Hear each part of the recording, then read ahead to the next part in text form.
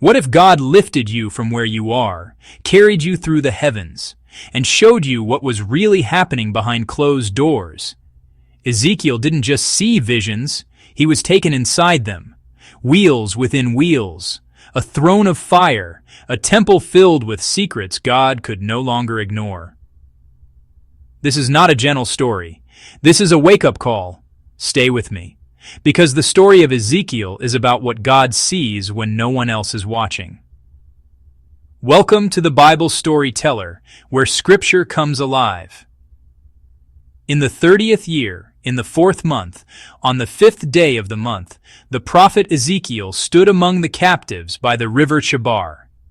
This was a generation unmoored, a people adrift in the heart of the Babylonian Empire.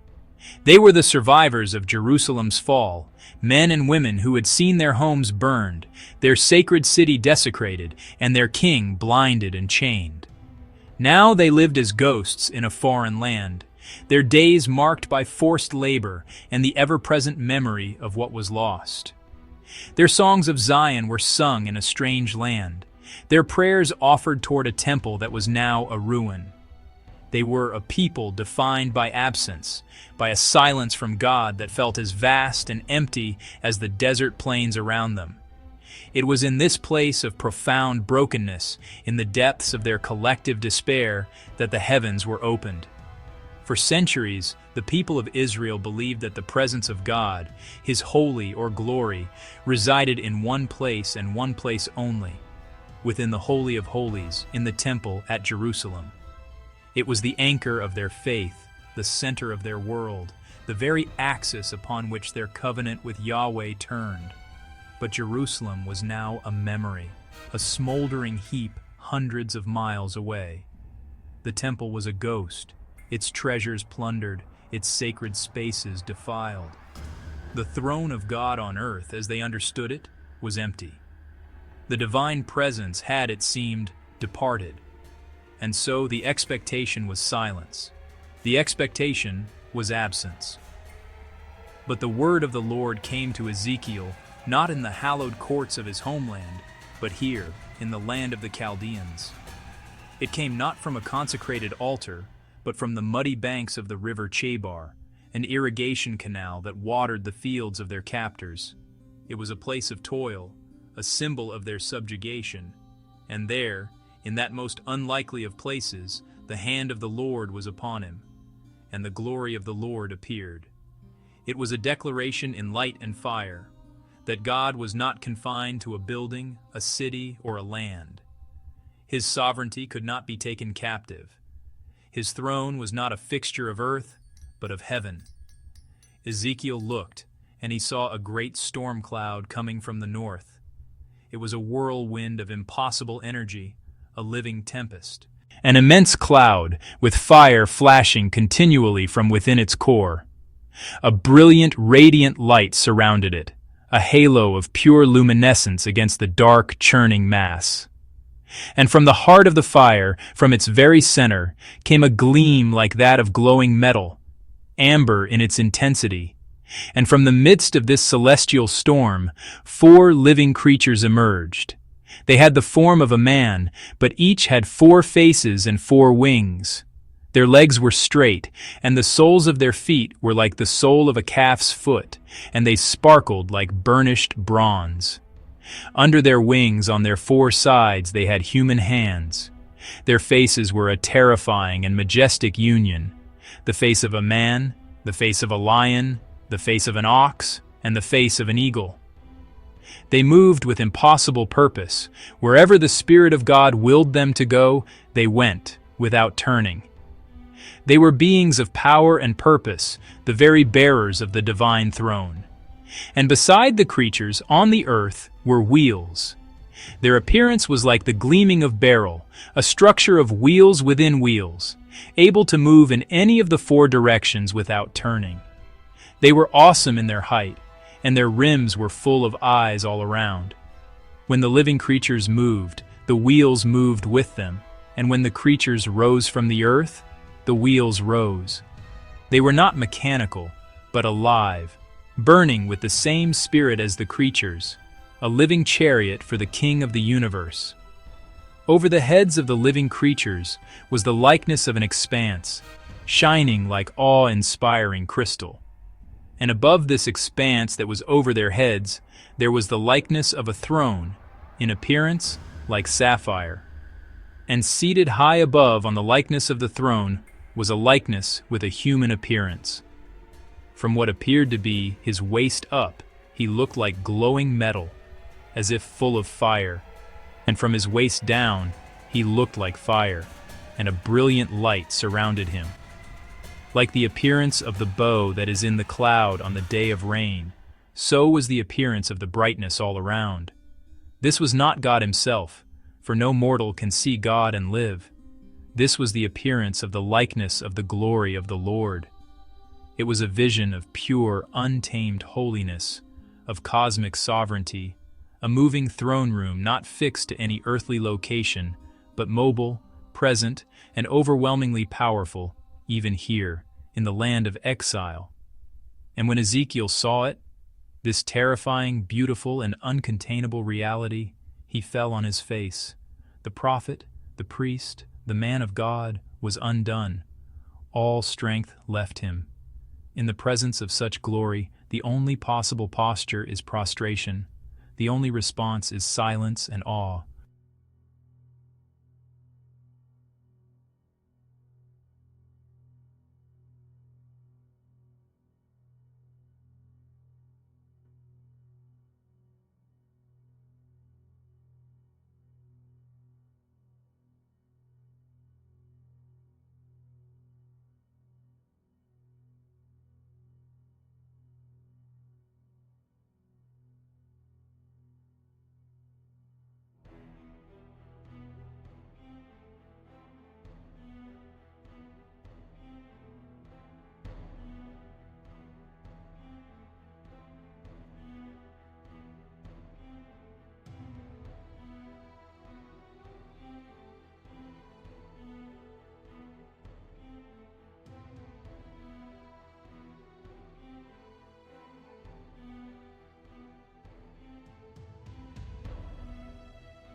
He lay there a fallen man before a holy God waiting.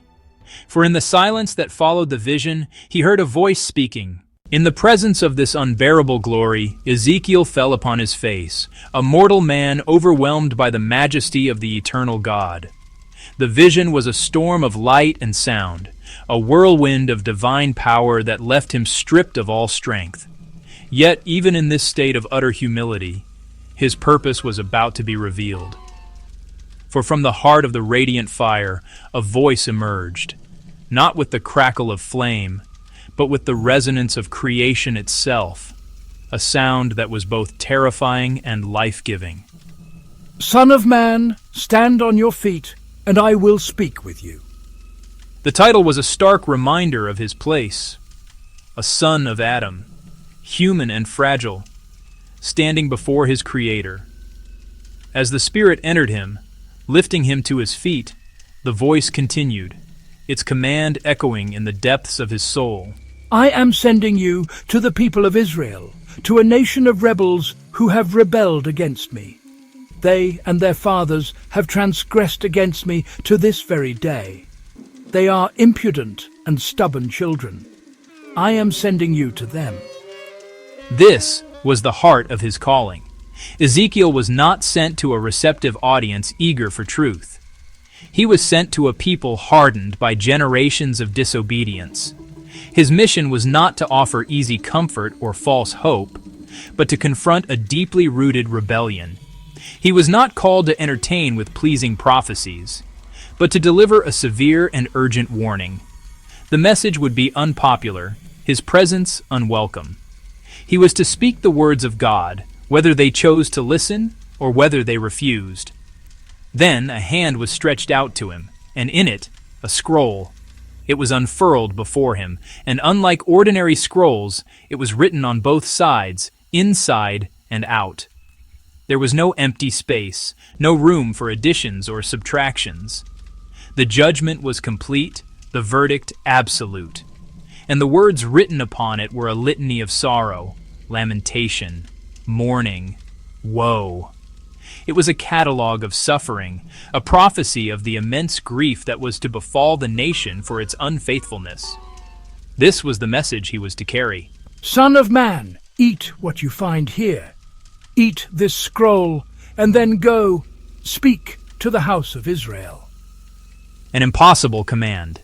Yet, in obedience, Ezekiel opened his mouth, and God fed him the scroll. He was to internalize the message completely, to make God's words of judgment part of his very being, before he could speak them to others.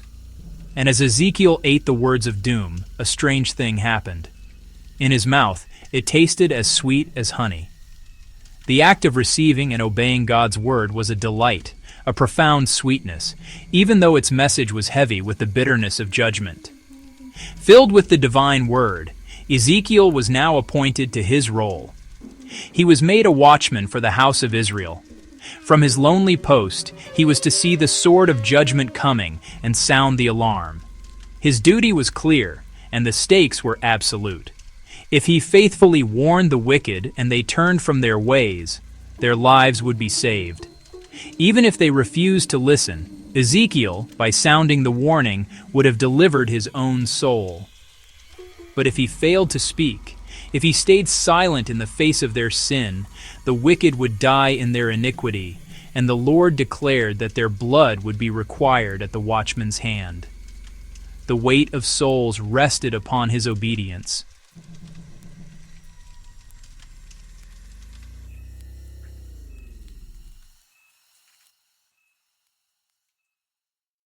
God did not only speak through words, he spoke through signs. Ezekiel lay on his side, day after day, bearing the sin of the nation. He built a model of Jerusalem, siege ramps, iron walls, starvation, the warning embodied, famine foretold. He shaved his head, burned a third of the hair, scattered a third to the wind, struck the rest with a sword. This is what sin does. It destroys, it scatters, it kills. Solemn silence, waiting for the day. Measure and scarcity, faithful witness, the sign stands. Hush. Ezekiel was carried in visions to Jerusalem. Inside the temple, abominations, idols carved in secret chambers, elders worshiping false gods, women weeping for Tammuz. Then, the unthinkable happened. The glory of the Lord rose from the Holy of Holies. It paused at the threshold, then moved to the east gate, and finally departed the city. God had not been defeated. He had withdrawn.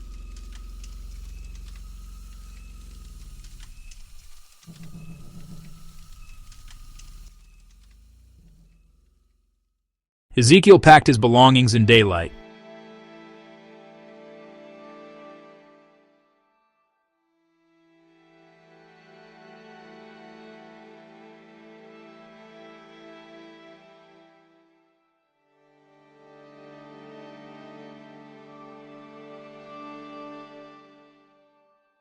Dug through a wall at night, covered his face as he left. What are you doing? This is what will happen to Jerusalem. Exile was no longer a warning, it was reality.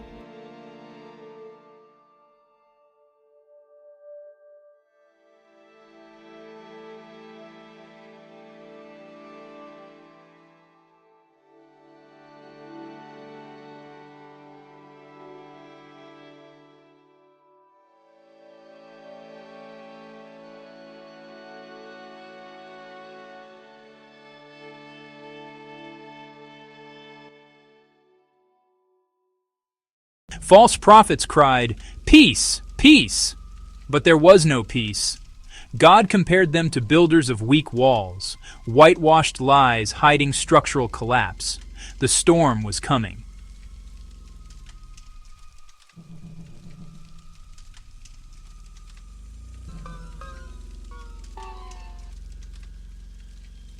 And the walls would fall, false hopes washed away. Truth exposed, watchman endures, quiet, lesson remains. The siege began, famine, fire, sword. Just as God had said, Jerusalem fell, the city burned, the temple destroyed. Judgment had arrived, lament, ruin complete. And yet, God was not finished. A remnant. Hope hidden in ashes. Morning will come. The land waits.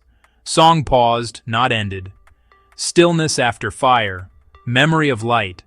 Life persists. Journey begins. End of a chapter. Quiet. Silence. God turned his word to the nations. Ammon, Moab, Edom, Tyre, Egypt. Kings fell. Empires crumbled. Pride was brought low. The Lord alone is God, over Israel and over all the earth. Nations are his rule stands. Kingdoms pass, the earth remains. The lowly endure. Still, time humbles, quiet. Ezekiel was taken to a valley, filled with bones, dry, scattered, dead. Son of man, God asked, can these bones live? Holy question hangs. As Ezekiel prophesied, bones rattled, came together, flesh appeared.